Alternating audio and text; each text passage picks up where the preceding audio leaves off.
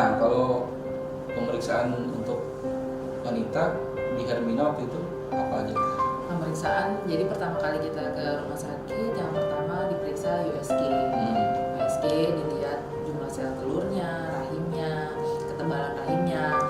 Pemeriksaan yang pertama itu. Kemudian pemeriksaan yang kedua, pemeriksaan darah, lebih tepatnya pemeriksaan hormon yang diambil dari darah. Hormon perempuan macam-macam, ada progesteron, hormon AMH dan lain-lain.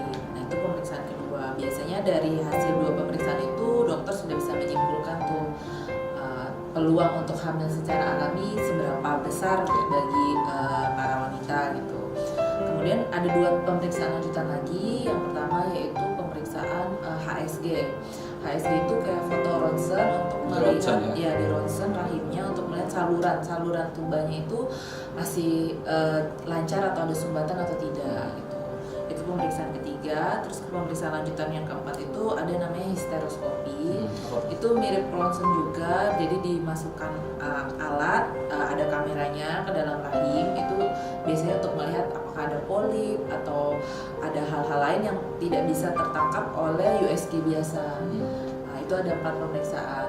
Kebetulan waktu itu yang paling sakit apa tuh? Yang paling sakit tuh yang histeroskopi itu, ya dikasih obat penahan sakit sama dokternya, tapi tetap terasa sakit. Iya. Jadi kurang lebih ada 4 pemeriksaan itu yang dilakukan waktu di rumah sakit Hermina. Gitu. Kalau untuk yang suaminya gimana? Kalau suami juga sama, jadi ada tahapan-tahapannya. Seingatku waktu itu yang pertama analisis sperma ya. Iya. Apakah bentuknya yang kurang sempurna, apakah kecepatan pergerakannya yang kurang, atau jumlahnya yang kurang. Terus kalau itu baik-baik saja, ada lagi pemeriksaan hormon.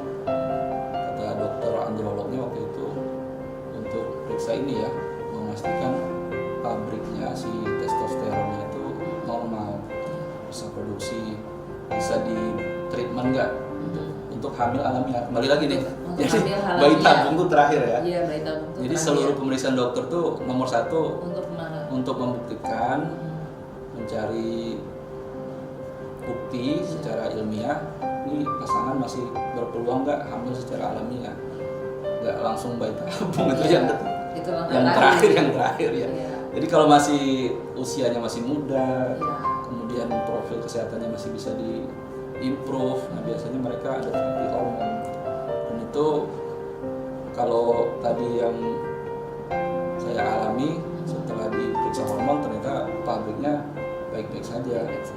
Kemudian kalau masih juga ada diagnosis lanjutan, ada kendala, ada lagi tuh macam-macam sampai 7 tingkat kalau yang pria.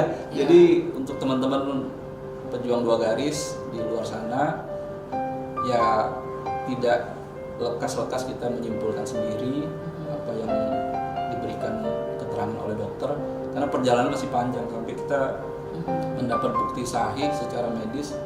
Memang sulit hamil secara alamiah ya. Kalau itu sulit, ada lagi alamiah berbantu, inseminasi, dan yang terakhir teknologi reproduksi ya, IVF. Itu juga membutuhkan perjalanan yang nggak sederhana. Alhamdulillah saya cuma berhenti di langkah kedua, jadi nggak sampai. Ada juga pembedahan tuh. Kalau Nurul ingat yang dibedah ya. Jadi si prianya dibedah untuk diambil spermanya langsung ke pabriknya. Jadi nggak melalui ejakulasi. Itu yang paling tinggi kan, kasus yang paling sulit. Nama terapinya PESA atau apa itu.